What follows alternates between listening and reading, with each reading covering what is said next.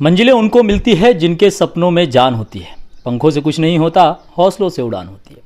जी हाँ दोस्तों, आज हम HKD वर्ल्ड के साथ आ चुके हैं। भारतीय दिव्यांग क्रिकेट टीम के सदस्य और मशहूर खिलाड़ी ब्रजेश द्विवेदी हमारे बीच हैं। इनके सफलता और संघर्ष की हम कहानी जानेंगे और इस वक्त IPL की ही तर्ज पर दिव्यांग प्रीमियम लीग के मुंबई को प्रेजेंट कर रहे मुंबई कप्तान हमारे साथ हैं और इनसे जानने की कोशिश करेंगे इनके सफलता और संघर्ष की कहानी, किन अनछुए पहलुओं को जानेंगे कि कैसे ये आगे बढ़े। बहुत बहुत स्वागत है द्विवेदी जी हमारे इस खास चैनल पर। हम जानना चाहते हैं कि सतना से निकल करके, विंध्य की माटी से निकल करके एक सफ़र आपने तय किया, तो किस तरह की मुश्किलों का सामना करना पड़ा और आज किस स्तर पर अपने आप को देखते हैं? देखिए, खेल एक ऐसा माध्यम होता है और ख़ास तौर पर आज भी जिसका जगह, पैसा या शोहरत से कोई लेना देना नहीं होता। अगर आप में जुनून है कि कुछ करने का और जो आपने लक्ष्य बनाया है उस पर अगर आप सही तरीके से मेहनत करते हैं तो आप देखेंगे कि आज जो हमारे अंतर्राष्ट्रीय खिलाड़ी हैं बहुत छोटे छोटे जगह से हैं और वो भारतीय टीम पे, चाहे वो हमारी कोई भी खेल हो, उसमें बड़े मजबूती से आगे बढ़े हैं। क्यों?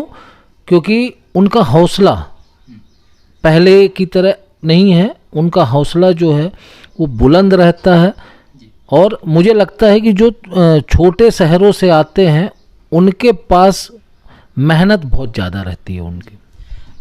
एक ब्रजेश द्विवेदी की कहानी ये भी है कि सतना से बाहर आकर के पहले आपने नौकरी तलाशी, नौकरी के लिए जो है आपने कई आवेदन निवेदन करे, उसके पश्चात फिर एकदम से क्रिकेट के लिए मेहनत करना और उसमें इतने शिखर तक पहुंचना, ये कितना चैलेंजिंग रहा आपके लिए? देखिए, समय के साथ हमको आगे बढ़ना है और यही अगर हम वो नहीं करेंगे तो आप कभी भी सफल नहीं होंगे। शुरुआती दिनों में मेरा क्रिकेटिंग कैरियर था, मैं 2008 तक इस दिव्यांग क्रिकेट को खेलता था। सामान्य क्रिकेट में भी जैसा कि लोग जानते हैं कि क्लब क्रिकेट जो होते हैं उनमें बहुत ज़्यादा मेरी पार्टिसिपेशन रही है। लेकिन जब परिस्थितियां विपरीत हुई, आर्थिक अभाव था, पिताजी राज परिवहन में थे, तो नौकरी करना है क्योंकि ये समाज का एक, आप जानते हैं कि अहम टोन है कि अगर आप नौकरी नहीं करेंगे तो कमाएंगे क्या, खाएंगे क्या। उसी तर्ज पर मैं भी एक प्राइवेट जॉब में गया। लेकिन कहते हैं कि जीवन में जो कुछ लिखा होता है वो अपने तय समय पर होता है। 2014 में मुझे IIT इंदौर में नौकरी मिली और यहीं से जो एक बिछड़ा क्रिकेट था उस क्रिकेट में मेरी शुरुआत हुई और 2017 में पहले मैंने राष्ट्रीय स्तर पर खेला और उसके बाद अंतर्राष्ट्रीय स्तर पर मैंने अपने भारत को प्रतिनिधित्व किया।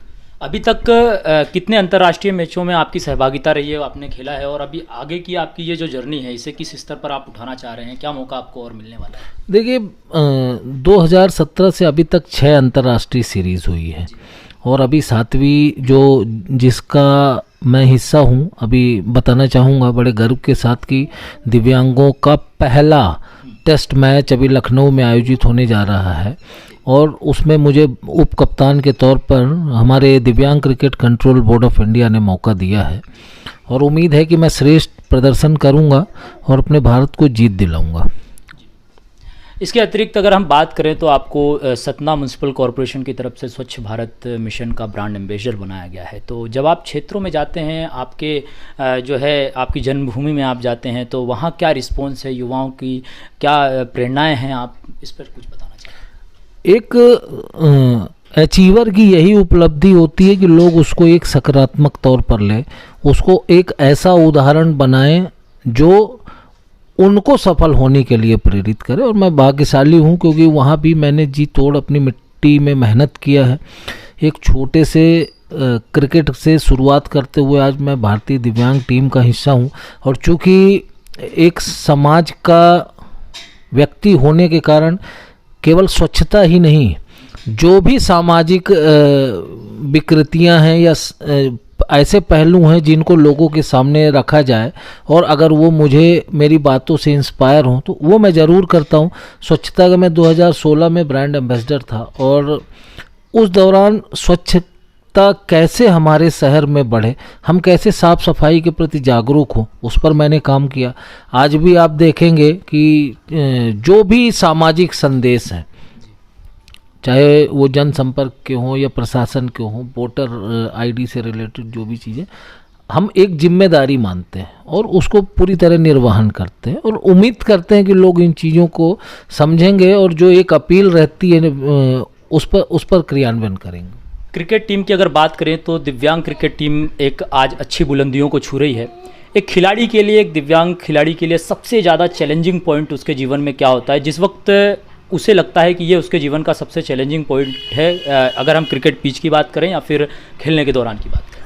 देखिए, सबसे चैलेंजिंग ये है, आप जानते हो कि एक सामान्य खेल जब कहीं चलता है उसमें एक दिव्यांग खिलाड़ी कैसे भागीदारी करे। आप खुद सोचेंगे, एक सामान्य व्यक्ति के तौर पर अगर मैं देखूं तो अगर कोई दिव्यांग और ज़्यादा दिव्यांग है, जैसे मैं 60%, मेरी 60% डिसेबिलिटी, तो जब मैं किसी ग्राउंड में जाता था तो लोग ये सोचते कि इसको लगे ना, ठीक है।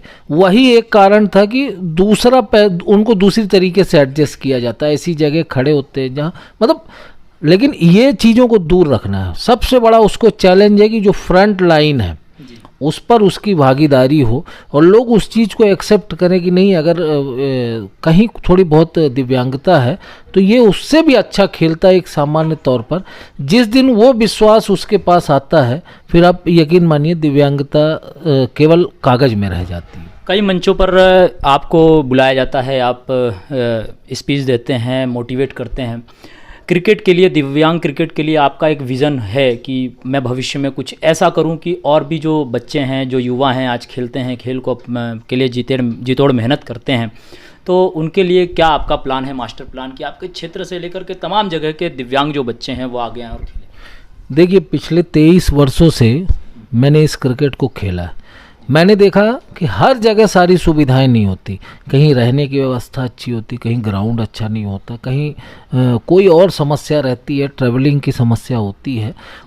उस आधार पर हमने 2021 दिसंबर में एक नेशनल टूर्नामेंट कराया था और मुझे उम्मीद है कि वो टूर्नामेंट एक मॉडल के तौर पर हमारे लिए साबित हुआ है। खिलाड़ियों को सारी सुविधाएं, चाहे वो रहने की हो, खाने की हो, एक कदम ना चले उसके साथ साथ सुगम्य भारत के तहत उनको ग्राउंड में कैसे लाएं जहां उनको 1% की दिक्कत ना हो। उन सारी चीज़ों का जिन लोगों ने मुझे मदद किया या जिन्होंने मुझे सपोर्ट किया, उन लोगों ने इन चीज़ों का ध्यान रखा। तो एक चीज़ मुझे समझ में आई कि देखिए, खेलना तो है मेरा, लेकिन वो कब तक चलेगा? ज़्यादा से ज़्यादा 1 साल या 2 साल। जी। मैं अच्छा तब होऊंगा जब इस खेल को दूसरों को भी बांटूं, और वही मैं कर रहा हूं। हमारे पास पहले 30 खिलाड़ी नहीं होते थे, आज की डेट में 6 संभाग हैं। हम बड़ा जल्द एक इंदौर में भव्य आयोजन करेंगे और मुझे उम्मीद है कि उसके बाद जो खिलाड़ियों की संख्या है, जो संकोच है कि इस मतलब खेलों से हम जुड़े कि नहीं, समाज में हमको एक्सेप्टेंस मिलेगा कि नहीं, वो सारी चीज़ें दूर हो जाएंगी और यही आयोजन का प्रयास हम कर रहे हैं। दूसरा जो मेरे लाइफ का एक एम है कि जो समस्याएं मुझे मिली हैं वो ना हो, उसके लिए मैं एक दिव्यांगों की एक ऐसी एकेडमी बनाना चाहता हूं जो यहाँ दिव्यांग भाई बहन हमारे आए और खेलें, सिर्फ खेलें और उनका सारा रहने खाने की व्यवस्थाएं हम करें, ऐसा मैं प्रयास कर रहा हूं। और उम्मीद है कि दिव्यांग क्रिकेट एसोसिएशन मध्य प्रदेश इस काम पर ज़रूर कामयाब होगी, ऐसा मेरा विश्वास है।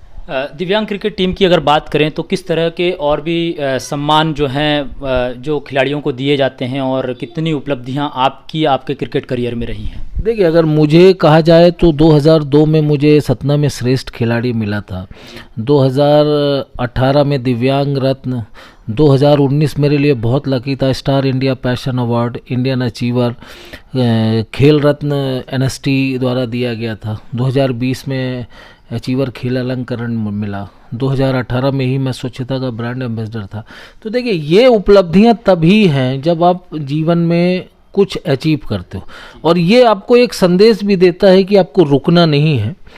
समाज में जो हमारे जैसे लोग हैं उनको कैसे समाज में खड़ा करें, ये सब चीज़ें हमें यही याद दिलाते हैं और इसी को लेकर मैं आगे बढ़ रहा हूँ। आज एक था और अभी 200 हुए हैं, आने वाले में 2000 4000 ऐसे सभी खिलाड़ियों को। देखिए, खेल एक ऐसा माध्यम होता है जो आपको जीवन से लड़ने का मौका देता है। इस अभी हाल ही में हमने कोरोना को देखा है, अगर हम दिमागी तौर पर मजबूत नहीं होते तो निश्चित तौर पर कोविड को हम जैसे लोग नहीं झेल सकते थे। तो ये एक स्पोर्ट्स स्पिरिट है जो हमें एक आत्मबल प्रदान करती है। शासन प्रशासन की बात करें, केंद्र सरकार, राज्य सरकार इन दिनों खेलों को लेकर के जो है काफ़ी खिलाड़ियों को प्रोत्साहित कर रही है, योजनाएं ला रही हैं। कितना सम्मान और कितना समर्थन, कितना सहयोग है जो इन दिनों दिव्यांग क्रिकेट टीम को जो है नेशनल लेवल पे मिल रहा है? देखिए, मैं अपने आप को भी यही मानता हूँ कि मैं हमारी सरकार का मैं भी एक हिस्सा हूँ, एक जिम्मेदार नागरिक हूँ। मेरा जो कर्तव्य है मैं वो कर रहा हूँ। मैं दिव्यांग खिलाड़ी हूँ, मैं चाहता हूँ कि दिव्यांग खिलाड़ियों को वो सुविधाएं मिले जिसके वो हकदार हैं, उस पर मैं काम कर रहा हूँ। राज्य सरकार हो या केंद्र सरकार हो, नए नए नियम आप देखेंगे कि जैसा मैंने कहा कि सुगम भारत अभियान, उसके तहत दिव्यांग किसी बिल्डिंग में या किसी इंस्टीट्यूशन में घुसे तो उनको दिक्कत ना हो, बसों में, ट्रेनों में रिजर्वेशन या सारी चीज़ें उनको मिल रही। ये सब कैसे हुआ? जब हमारी सरकार बहुत जागरूक है, दिव्यांगों के प्रति बहुत एक्टिव है, ये चीज़ें हमारी सरकारें कर रही हैं। अब ये हम लोगों की भी जवाबदारी है कि हमारे सरकार की जो स्कीम्स हैं उनका सही तरीके से क्रियान्वयन हो। ऐसा होने पे जो हमारे दिव्यांग भाई बहन हैं उनको बहुत ज़्यादा लाभ मिले।